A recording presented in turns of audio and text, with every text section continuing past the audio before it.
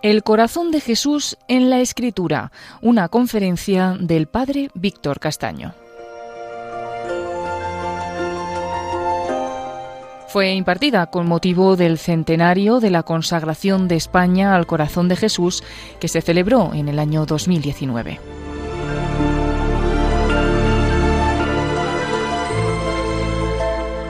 He agradecido la invitación mucho para veniros a hablar del tema, para mí el que más me gusta, lo más central de la vida cristiana, como trataremos también de explicar en este momento, y también la misión de acercarnos al corazón de Jesús. El tema que me proponía es un tema de un horizonte grandísimo, ¿no? Es algo así como si tuviéramos los 40 o 50 minutos de esta charla que explicar toda la historia, ¿no? La Escritura son 30 siglos de literatura, de revelación de Dios, ¿no? Y todo eso, ¿no? El corazón de Jesús en la Escritura no es un tema, como vamos a tratar de mostrar ahora, no es un tema accidental, ¿no? Que hay algunos textos de la Escritura donde se habla y los repasamos, ¿no? Sino que es la Escritura entera, que invita ella misma a ser leída a la luz del corazón de Cristo.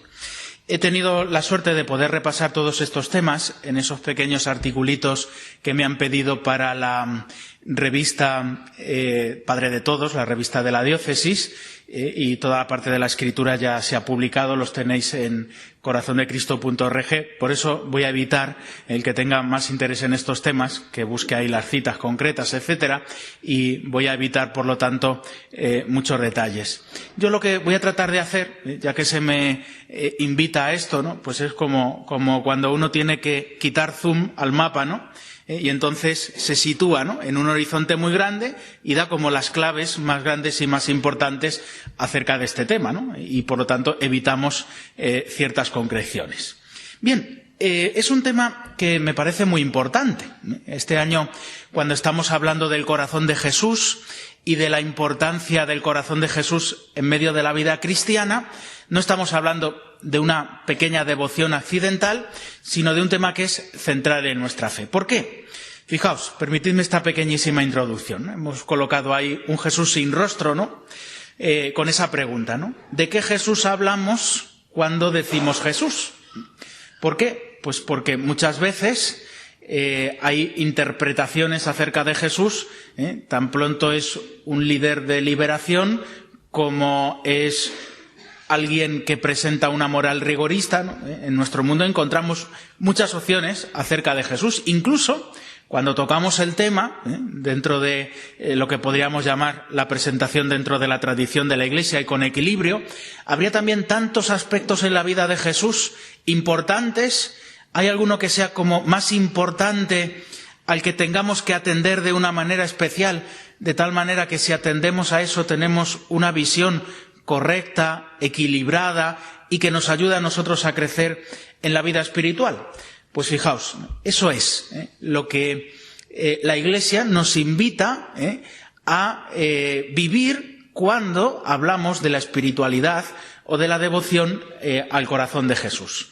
Fijaos, todos los papas del siglo XX, incluso, esto venía de antes, han dedicado no intervenciones pequeñas, ¿no? Sino grandes intervenciones y documentos a hablar del corazón de Jesús. Si hay algo que tenemos como objetivo en la vida de los cristianos es la santidad, ¿no? Práctica religiosa muy apta para conseguir la perfección cristiana, ¿no? La más completa profesión de la religión cristiana, ¿no? Aquel gran papa teólogo que escribió aquel documento extenso que se llama Aurietis Aquas sobre la espiritualidad del corazón de Jesús.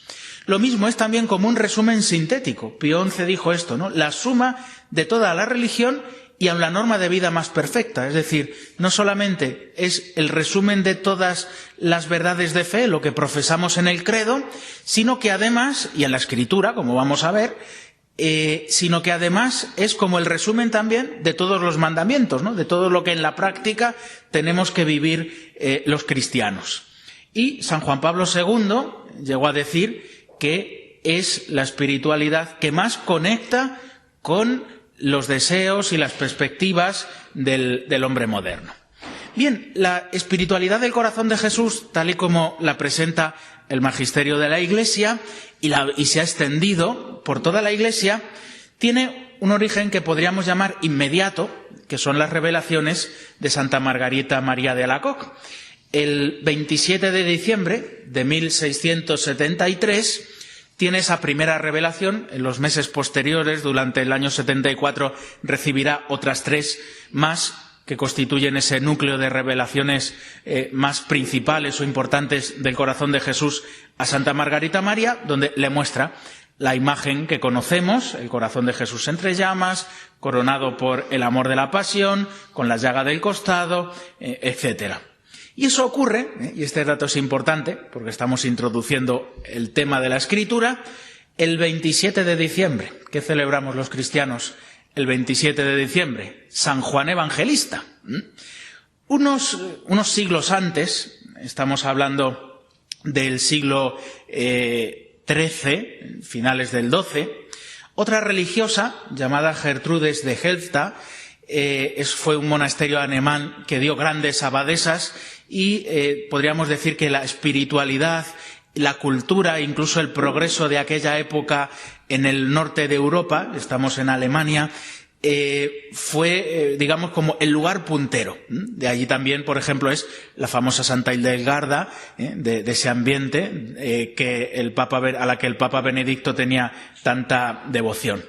Pues fijaos que esta mujer tuvo una serie de revelaciones, una vida mística, después de una época como más fría en la vida cristiana, y profetizó ya lo que ocurriría con Santa Margarita.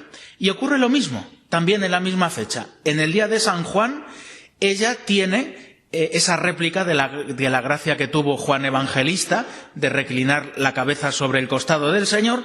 Y al preguntarle ella al evangelista por qué no había contado esto en el Evangelio, cuando lo escribió, le dijo que estaba reservado esto para tiempos posteriores, cuando, aumentando en la frialdad, necesitaría el mundo ser reavivado en el amor. Es quizá la primera gran difusora de la espiritualidad del corazón de Jesús. Pero lo que vamos a tratar de ver es que esta espiritualidad, en su germen más profundo, no deja de ser que el centro, y el corazón, en el otro sentido de la palabra corazón, de toda la revelación de Dios, por tanto, del Antiguo y del Nuevo Testamento.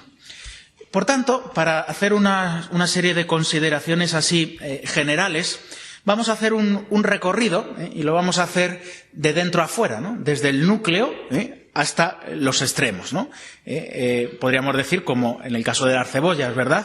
Hay una capa, un núcleo más profundo, y luego hay capas. Pues nosotros vamos a atender precisamente al Evangelio de Juan, que es como el núcleo más profundo, y luego vamos a ir viendo, hasta donde nos dé tiempo, una capa, otra capa, viendo cómo, en el fondo, todo el Antiguo Testamento estaba mirando al corazón de Cristo abierto en la cruz, tal y como nos lo explica San Juan, y hasta el Apocalipsis y el Nuevo Testamento siguen desarrollando esta idea.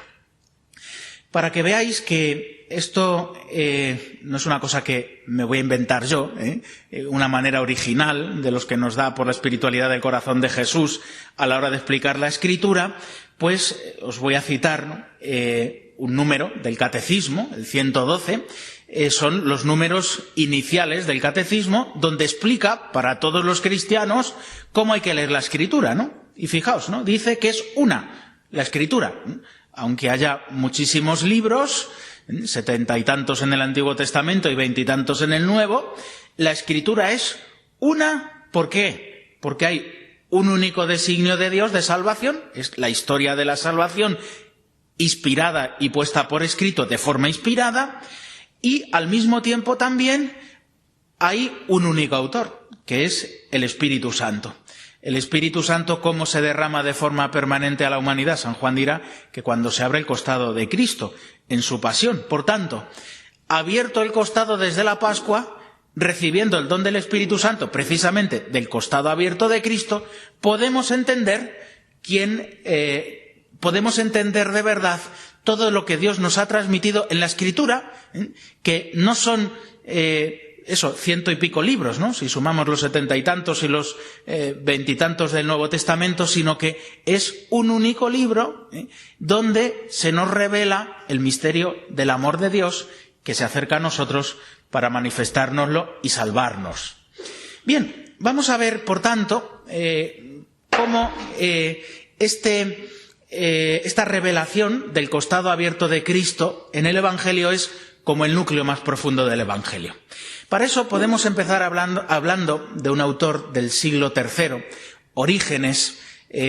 Había nacido en Alejandría, pero luego se tuvo que trasladar hacia Antioquía, y en aquella zona de Antioquía dedicó su vida monacal, vivió más o menos como un monje, fue ordenado sacerdote en Antioquía, y allí dedicaba mucho tiempo a la oración, y empezó algo que no se había empezado hasta aquella época en la Iglesia, que es a comentar los textos, los libros de la Escritura, pero de una forma, podríamos decir, de principio a final. Hasta ese momento se comentaba el fragmento de la liturgia, se explicaban los sacramentos y se recurría a este o a tal texto, pero eso de decir voy a comentar el libro de los Números, voy a comentar el libro del Éxodo, voy a comentar el Evangelio de Juan, Orígenes fue el primero que lo hizo. Después muchos otros le copiarían en su estilo de interpretar la Escritura, y también sobre todo en su comentario al Cantar de los Cantares, que marcó mucho. Todos los grandes maestros de vida espiritual posteriores, sobre todo del monacato, imitarán a Orígenes haciendo un comentario al Cantar de los Cantares en el mismo estilo de afecto, de trato personal, íntimo, como es propio de la espiritualidad del corazón de Jesús. Pues bien, Orígenes, cuando se acercó a comentar el Evangelio de San Juan, decía: ¿por qué este Evangelio es más especial? ¿Por qué tiene una profundidad mayor que los otros 3 evangelistas, los que llamamos sinópticos? Y él decía, se daba a sí mismo 2 razones. La primera es la que más nos interesa a nosotros, porque Juan reclinó la cabeza en el costado del Señor, y por lo tanto accedió a profundidades que los otros evangelistas no acertaron a encontrar en la revelación de Dios. Después diría también, ¿no?, que tuvo otro privilegio, que es el de escuchar a Cristo en la cruz, aquella palabra de mujer, ahí tienes a tu hijo, hijo, ahí tienes a tu madre. Pues bien, si atendemos a esto, creo que Orígenes dio en el clavo, podemos caer en la cuenta de cómo el Evangelio de Juan es como todo un recorrido que podemos ir haciendo junto con él, que nos deja, como he intentado colocar en ese cuadro de Caravaggio, metiendo, como Tomás, la mano en el costado de Cristo, que está resucitado y vivo, y por lo tanto él eternamente nos muestra de forma personal a cada uno su amor redentor por cada uno de nosotros. Si os dais cuenta, esa aparición es justo el final del Evangelio. Estamos en el capítulo 20 del Evangelio de Juan, y me diréis, si Juan tiene 21, hay otro capítulo, ¿no? Y digo, sí, pero si os dais cuenta, cuando San Juan concluye el Evangelio, dice que él lo ha escrito, y se pone como escritor en singular. Y sin embargo, cuando hay una conclusión, una segunda conclusión del Evangelio, al final del capítulo 21, esa conclusión está en plural. Es decir, que ese capítulo 21, inspirado por Dios, ya no lo escribe San Juan, sino alguno de sus discípulos, que escriben en plural, recogiendo lo que había enseñado Juan, inspirados. La Iglesia lo incorporó al canon también ese capítulo, pero ya no tiene una autoría directa del evangelista Juan. Por tanto, Juan termina, el apóstol y evangelista, termina el Evangelio así, con Tomás metiendo la mano en el costado de Cristo. Esa aparición nos enseña algo precioso. Es como el final de un pequeño recorrido de 2 apariciones. Dice Juan que fue la aparición a los 8 días del día de la resurrección, y como consecuencia de que Tomás no estaba en esa otra primera aparición del día de la resurrección.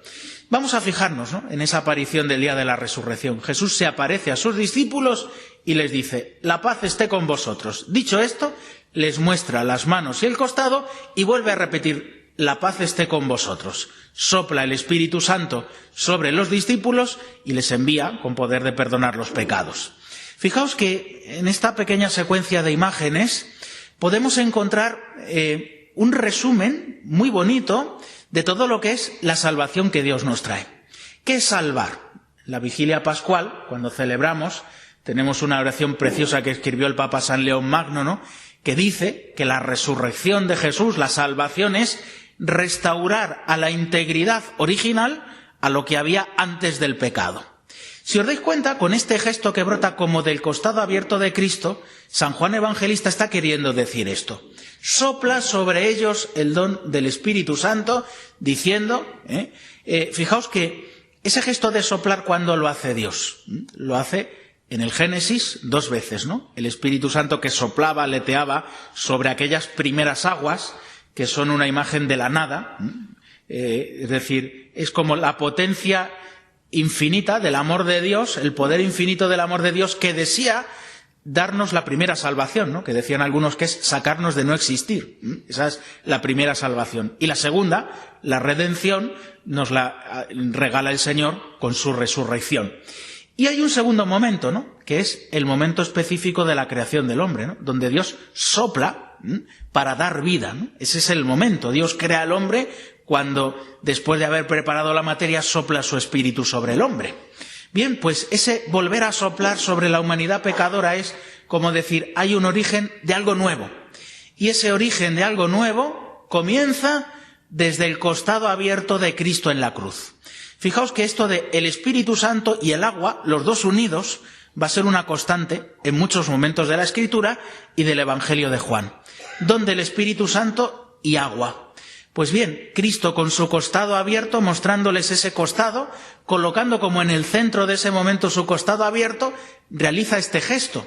Es como venir a decir, la fuente, simbólica en este caso, de donde brota el Espíritu Santo es mi costado abierto.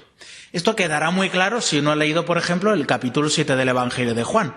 Quien tenga sed de mí, venga a mí y beba, puesto que de mis entrañas, de mi costado, manarán aquellos torrentes de agua viva. Y San Juan dijo esto hablando del don del Espíritu Santo.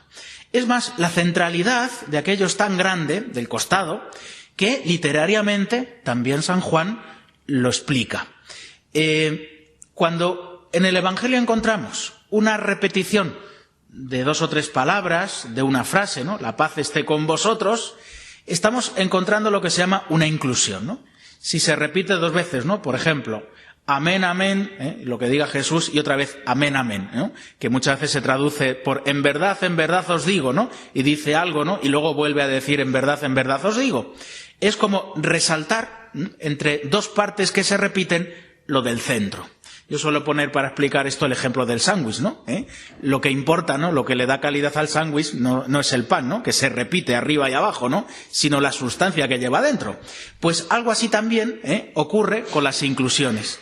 Cuando Jesús repite 2 veces la paz esté con vosotros, les muestra las manos y el costado y vuelve a repetir aquello de la paz esté con vosotros, lo que está queriendo decir que el centro de esa aparición primera al grupo de los discípulos jerárquicamente organizados, había habido otras a las mujeres, a Pedro y a Juan, ¿no?, pero en el cenáculo, es decir, lo que representa realmente el núcleo de la Iglesia, que se está fundando es el corazón de Cristo abierto. Bien, fijaos que podríamos establecer como un pequeño esquema de lo que es el Evangelio de Juan. El Evangelio de Juan, si abrimos las Biblias, siempre se dividen como en 2 grandes libros. Un primer libro, que es lo que se llama el libro de los signos. San Juan no utiliza la palabra milagro, utiliza la palabra signo, y que nos habla principalmente de 6, porque el 7º milagro ya está dentro del otro libro, 6 milagros que preparan el gran milagro que es su propia resurrección.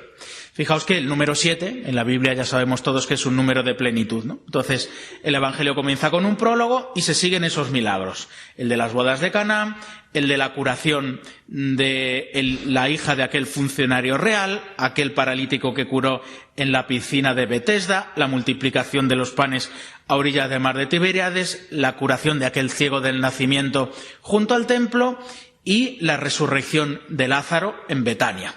Y con esos signos, que normalmente van acompañados de alguna catequesis, de algún discurso, ¿no? Jesús cura al ciego de nacimiento, pues nos habla de que Él es la luz del mundo y de que es el buen pastor. Son los dos discursos asociados a ese milagro.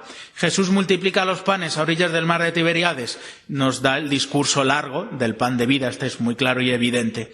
Siempre hay como enseñanzas asociadas, no solamente discursos, también hechos de su vida, durante este libro. Bien, y todo remata en la Pascua. A partir del capítulo 13 hasta el final del Evangelio de San Juan, hay otro libro, que es el que se llama el libro de la gloria, donde Jesús manifiesta que Él es Dios. En el prólogo ya se nos dice que vamos a poder contemplar su gloria y se manifiesta esta gloria en la Pascua. Tenéis aquí un esquema de lo que es la Pascua en el Evangelio de Juan. Hay otra inclusión también. Todo comienza en el capítulo 13 del Evangelio de Juan, ¿no? Donde dice, sabiendo que iba a pasar de este mundo al Padre, sabiendo, repite varias veces lo de sabiendo, como diciendo, con conciencia de todo esto, fue a entregar la vida y les amó hasta el extremo. Normalmente solemos traducir, y me parece correcto, en el lenguaje que usamos habitualmente, traducir el griego por les amo hasta el extremo. Os he puesto ahí la transcripción en nuestro alfabeto de las letras griegas para que veamos que quizá la traducción más correcta sería los amó hasta el fin. Y ese libro de San Juan, de la Pascua, cuando termina, dice también lo mismo. Todo está cumplido, pero la traducción más literal sería todo ha llegado a su fin. Es decir, desde el principio, los amó hasta el fin, hasta el final de la pasión, todo ha llegado a su fin.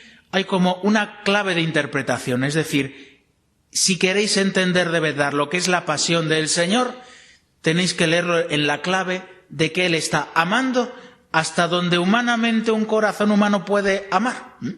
San Juan Pablo II, en su primera encíclica, dijo que la redención, especialmente en la obra de la cruz, es la plenitud del amor en un corazón humano. Pues bien, curiosamente, es lo que ocurre, ¿no? Cuando termina todo este relato donde se muestra el amor del Señor hasta el fin, entonces Juan el Evangelista nos cuenta que aquel soldado, justo después de decir todo ha llegado a su fin, todo está cumplido, nos muestra cómo aquel soldado le perfora el costado con la lanza y inmediatamente nos invita a esto, ¿no? A contemplar el misterio de Dios, la gloria de Dios en aquel que ha entregado la vida derramando su sangre y dejando su costado abierto. Cuando se abre el costado de Cristo en la cruz, dice Juan, he visto. No dice he mirado, ¿no? Dice he visto. Uno puede mirar y no encontrar a ver. Y no está hablando de un ver material, ¿no? Está hablando de poder contemplar la gloria de Dios. Y fijaos, ¿no? Lo que dice, ¿no? Lo dice de una manera que no tiene traducción exacta tampoco al castellano. Porque el verbo que utiliza en griego se traduciría, esto lo suelen explicar las Biblias en nota a pie de página, porque queda muy feo redactar el texto de esta manera, pero suelen explicarlo a nota a pie de página. Realmente en griego es un perfecto, por lo tanto, habría que traducir el que vio y sigue bajo el efecto de lo que vio, es decir, le ha transformado el ver el costado abierto de Cristo, es el que da testimonio, ¿no? Por lo tanto, estamos hablando del efecto. Cuando en el costado abierto de Cristo entendemos el misterio de Dios que es amor, entonces hemos entendido a Dios. Por eso luego, de una manera tan simple puede decir en aquella carta suya Juan, Dios es amor. Pero eso es efecto ¿de qué? de haber hecho todo este recorrido. Si no, no se entiende de verdad esto del amor. Bien, pues vamos a volver al esquema que os explicaba del Evangelio de Juan, viendo cómo todo ese recorrido de los signos, de los milagros, de la primera parte del Evangelio de Juan va como desembocando en este momento donde Juan ve el costado de Cristo abierto en la cruz. Si recordáis, estábamos hablando como de 7 momentos en torno al núcleo más original del Evangelio, que es el de la Pascua. En esos 7 momentos va haciendo algunas promesas de futuro, ¿no? Por ejemplo, después del prólogo se encuentra con Natanael y le dice aquello de verás el cielo abierto y a los ángeles de Dios subir y bajar sobre el Hijo del Hombre. Bacana después, y también hay una promesa velada en ese milagro de un vino nuevo, definitivo, que evidentemente será su sangre. Después hablará con Nicodemo, y lo mismo, hablará del agua y del espíritu. Después va a curar a aquella niña, aquella hija del funcionario real, ¿no? Y hablará de estrenar una vida nueva, que nace del agua y del espíritu. Hablará con la samaritana, ¿no? Y le dice aquello del don de Dios que salta hasta la vida eterna, que es el espíritu. Prometerá también aquel alimento que salta hasta la vida eterna, cuando multiplica los panes a orillas de aquel alimento que perdura para la vida eterna, cuando multiplica el pan. Lo mismo también, cuando se acerca a la piscina de Betesda, en aquel contexto, hablará también de los ríos de agua viva que brotan de su corazón y promete que el que beba de ahí no tendrá más sed tampoco. Cuando cura el ciego de nacimiento, promete que va a ser luz de nuestra vida. Y Jesús se propone a sí mismo y promete la vida eterna cuando resucita a Lázaro. ¿Dónde se cumple todo esto? En el costado abierto. ¿Dónde está el cielo abierto y podemos entrar a lo íntimo y lo profundo de Dios? Eso es el cielo.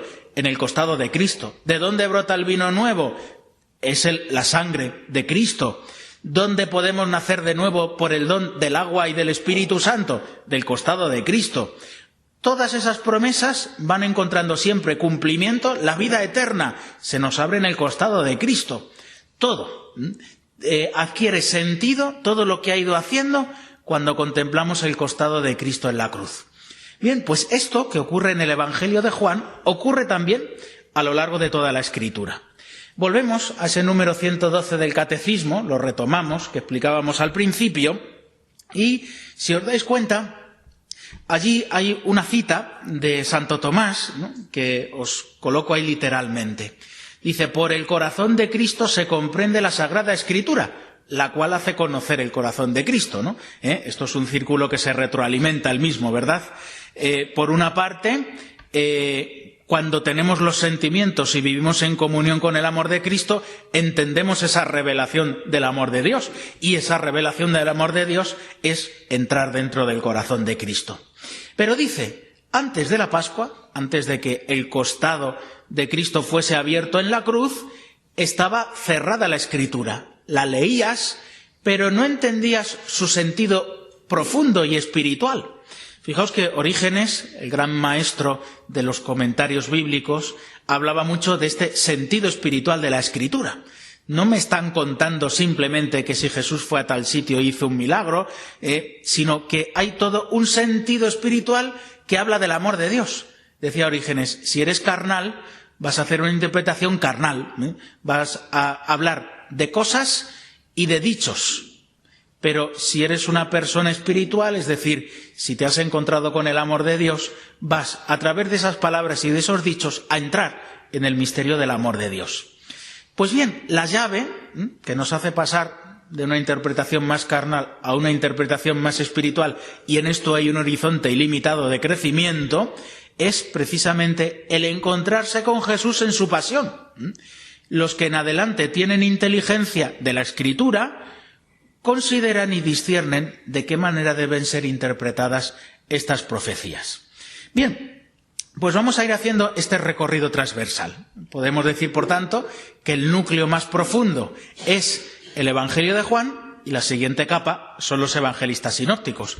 Podríamos decir muchas cosas, pero vamos a resumir todo lo que dicen los sinópticos acerca del corazón de Jesús, que en el fondo descansa en San Juan, porque Juan lo explicita, lo profundiza más, como en dos grandes líneas, ¿no? Pongo ahí, la primera es una línea vertical.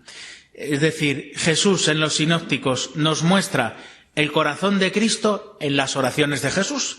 El Papa Benedicto XVI, que creo que desarrolló de una forma magistral todo este tema de la centralidad del corazón de Jesús como grandísimo teólogo que es, hablaba de cómo Jesús nos muestra su corazón de hijo, él lo resumía en este aspecto que comprende como todo, a través de las oraciones del Evangelio. Él fue en sus catequesis comentando oración de Jesús en el Evangelio por oración de Jesús en el Evangelio, incluyendo, por ejemplo, el Padre Nuestro, etcétera. Y esas catequesis son una delicia, las podéis encontrar fácilmente en la página web del Vaticano. Además, fue un ciclo de oraciones, de catequesis, sobre las oraciones de Jesús, todo seguido. Bien, pues fijaos que ahí entendemos el mundo interior de Jesús, lo que habitualmente decimos en la tradición espiritual, el conocimiento interno. Las actitudes de confianza, de alabanza, de gratitud, esa visión sobrenatural que Jesús tiene porque está viendo al Padre de todas las cosas, sus deseos redentores, su deseo de abrazar la cruz, amándonos personalmente de cada uno de nosotros. Todo eso es el corazón de Jesús. Se conocen esas oraciones y evidentemente hay una entre todas esas oraciones muy especial que nos cuentan tanto Mateo como Lucas. Mateo 11, 23, resumo ahí en un solo versículo esta oración. Es cuando Jesús se dirige al Padre: te doy gracias, Padre, porque has escondido estas cosas a los sabios y entendidos, se las has revelado a los pequeños y sencillos. Venid a mí los que estáis cansados y agobiados, que yo os aliviaré. Aprended de mí, que soy manso y humilde de corazón. Ahí tenemos la conexión más estrecha entre el corazón de Jesús y las oraciones de Jesús en el Evangelio.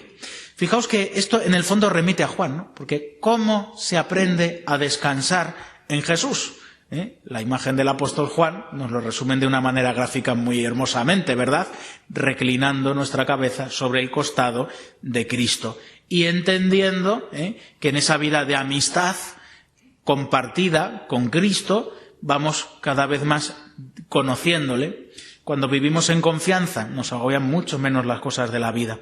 Cuando vemos que todo en nuestra vida es providencia y nos dejamos llevar por ella, sentimos a Dios mucho más presente. Todo eso está como concentrado en esa oración de Jesús en el Evangelio que os invito a repasar. La verdad es que solo esa oración daría ya para una charla bien explicada.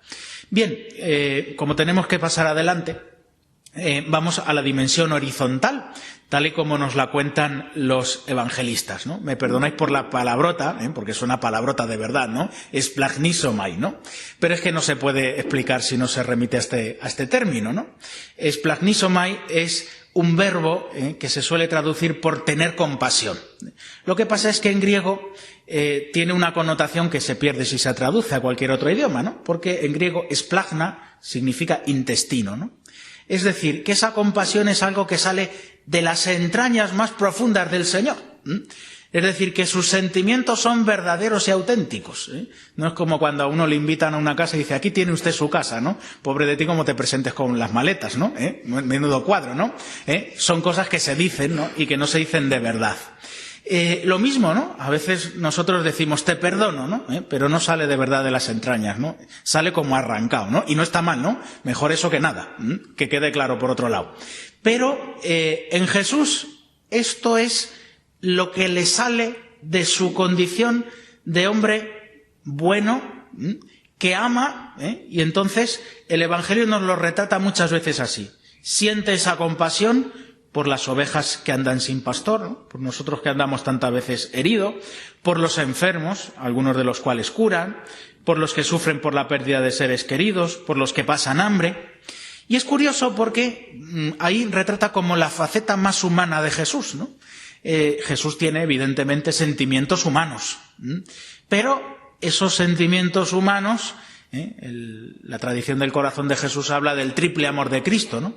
Por tanto, en el corazón humano de Cristo hay afectividad humana sobrenatural, que es la afectividad que es consecuencia de la gracia en nosotros, ¿no?, que nos hace desear cosas celestiales y nos abre el horizonte del amor a Dios sobrenaturalmente entendido, y también, ¿no?, el mismo amor divino, puesto que Jesucristo es Dios.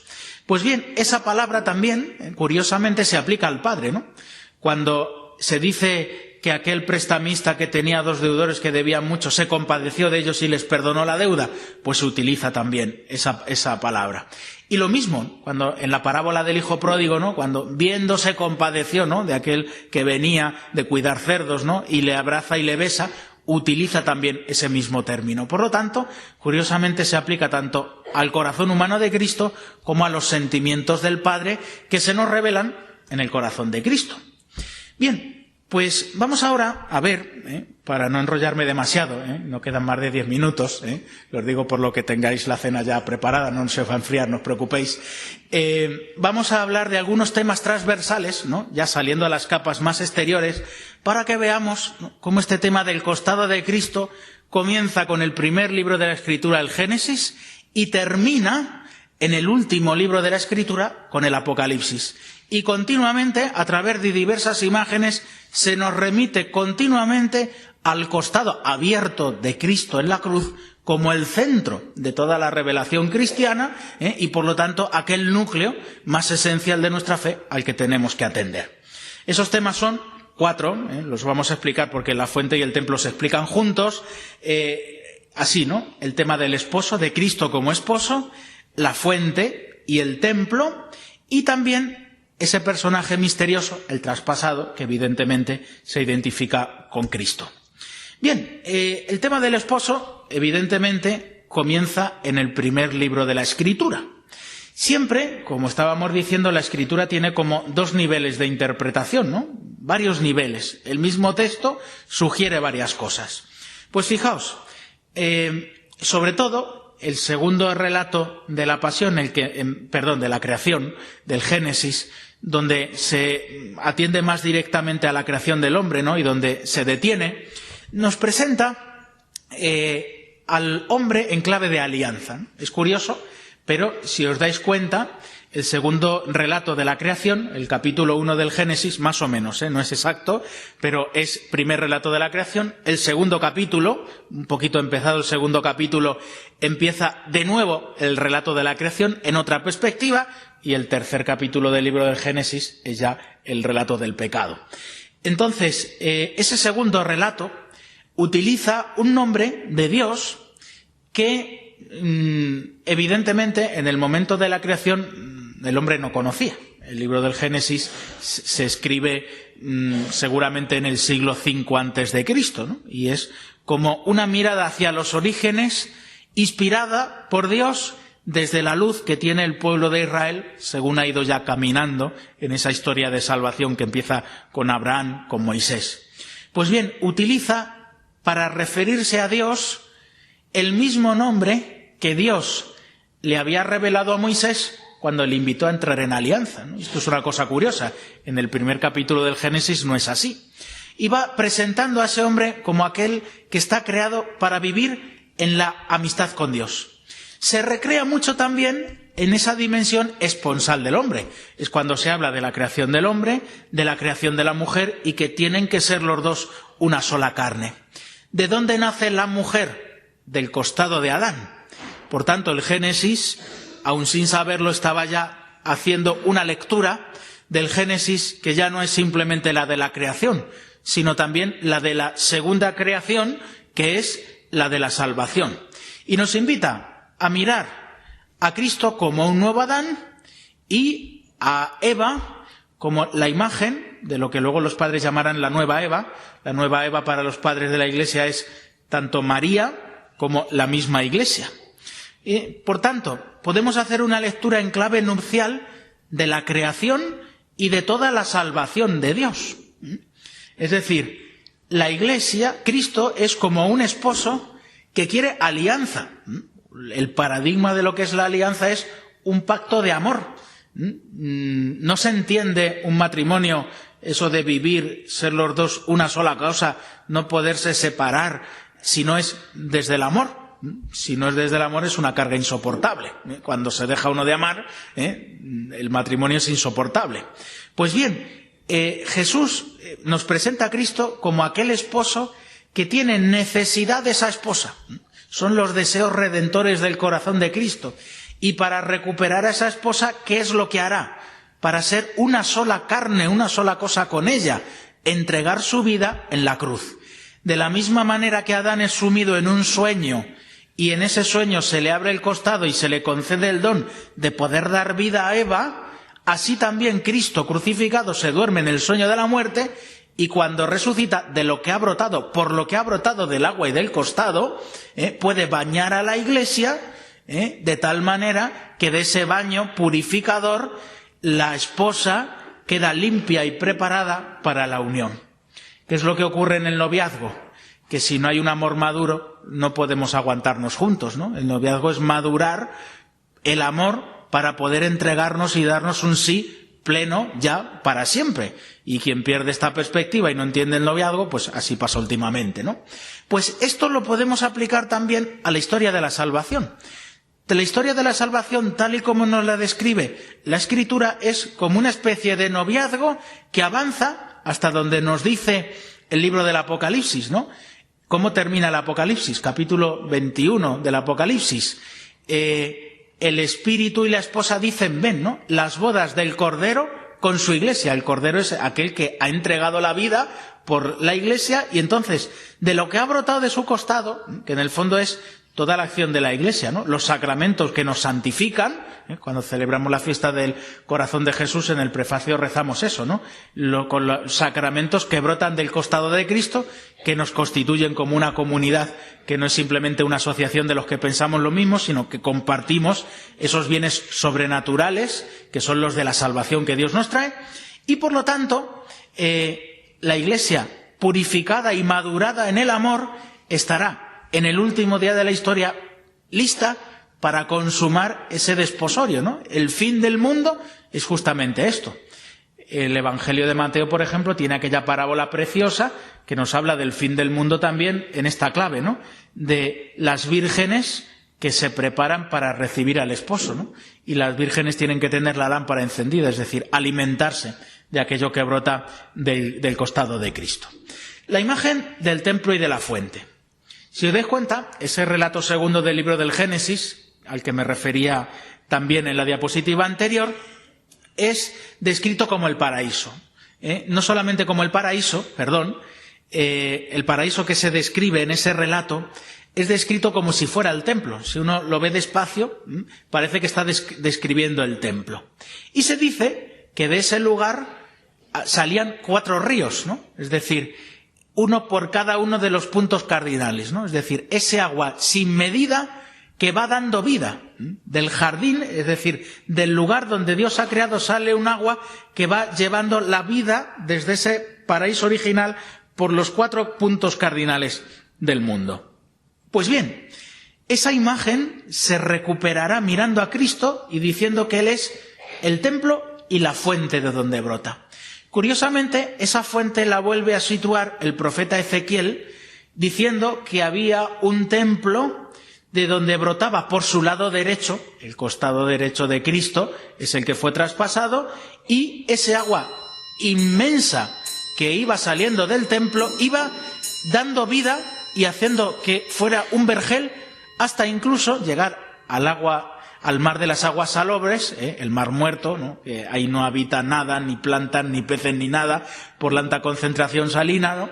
Que es como imagen de lo que es la muerte, de donde nos deja el pecado, pero por lo que brota del costado abierto de Cristo se regenera ese agua, se hace dulce y por lo tanto puede transmitir vida, que es lo propio del agua. Lo mismo, San Juan, cuando contempla el costado abierto de Cristo, cita el libro del Éxodo, no le quebrarán hueso alguno, y de este tema no podemos hablar porque no nos da tiempo, y cita también lo de mirarán al que traspasaron, es una profecía de Zacarías.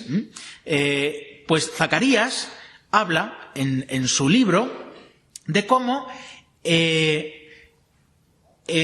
habría en la ciudad de Jerusalén una fuente de donde brotaría el perdón de los pecados, ¿no? Es una fuente de que cuando uno contempla al traspasado, aquel que ha muerto injustamente por el pecado del hombre, se da cuenta de la barbaridad que ha hecho, llora sus pecados y de esa fuente que está asociada al perdón de los pecados, son como lágrimas abundantes, viene la salvación.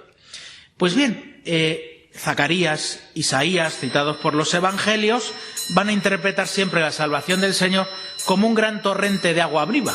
Cuando Jesús dice en el capítulo 7 de San Juan, quien tenga sed que venga a mí y beba, lo está diciendo en la fuente de Siloé. Era una procesión que se hacía desde la fuente de Siloé hasta el altar del templo, donde se llevaba el agua. Unida siempre la fuente, el templo, el lugar de la presencia de Dios, de donde brota la vida para todos. Y la Jerusalén celestial, en el libro del Apocalipsis, vuelve a sacar el tema. Si os dais cuenta, se describe como si fuera un templo, aquella Jerusalén celestial, y se dice que en ella hay una fuente, y ahora sí ya se asocia la vida eterna, ya no se está hablando de una vida física, como en el caso del Génesis, sino de una vida eterna, que es la que brota del amor de Dios y de la redención.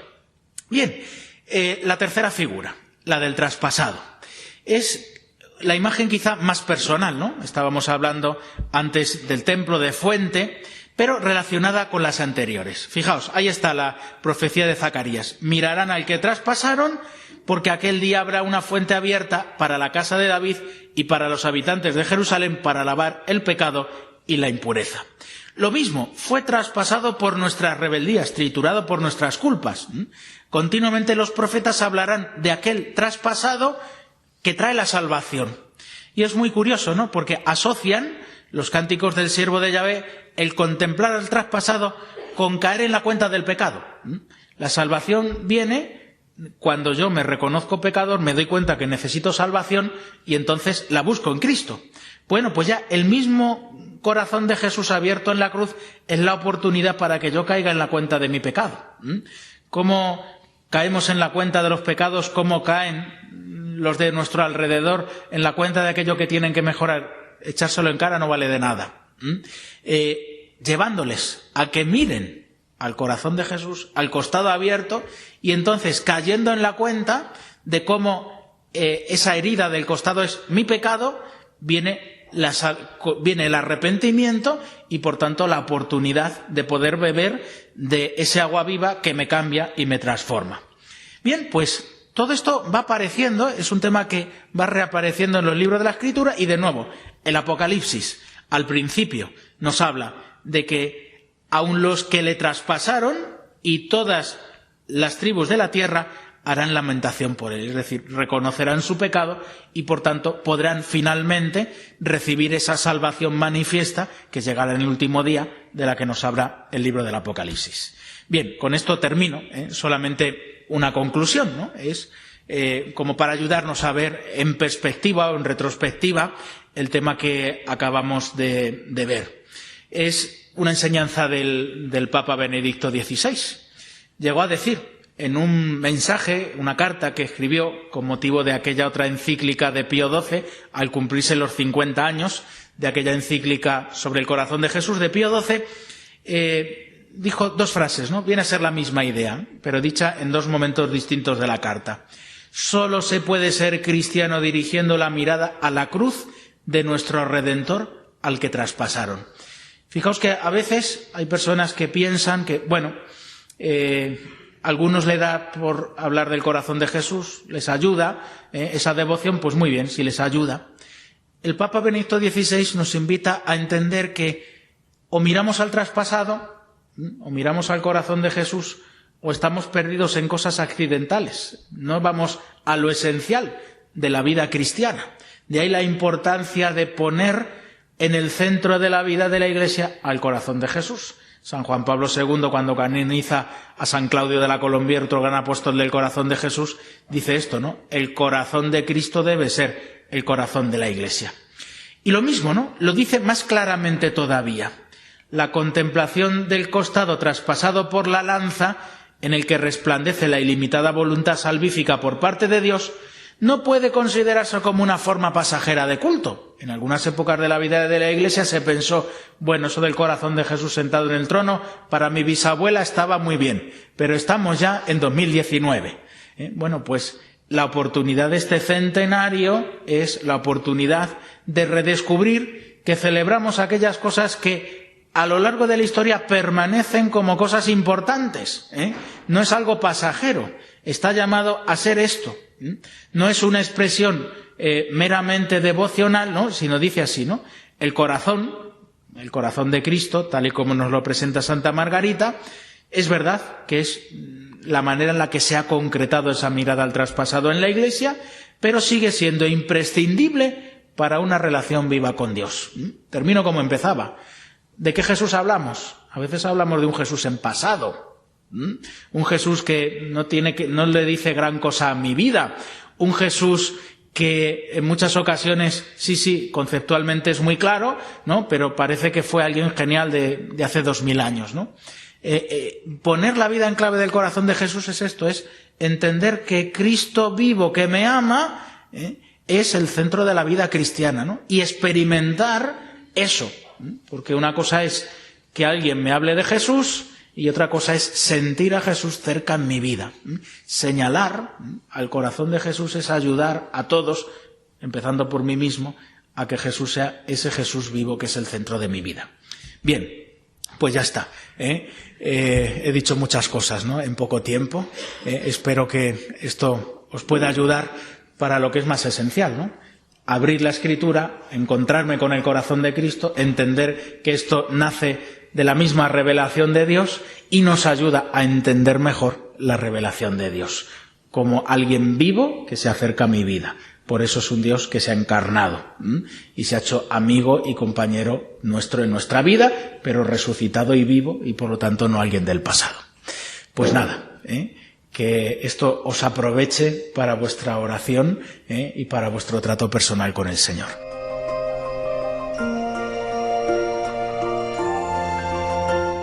Así finaliza en Radio María esta conferencia del Padre Víctor Castaño, titulada El corazón de Jesús en la Escritura. Es una conferencia que se impartió con motivo del centenario de la consagración de España al corazón de Jesús, que tuvo lugar en el año 2019.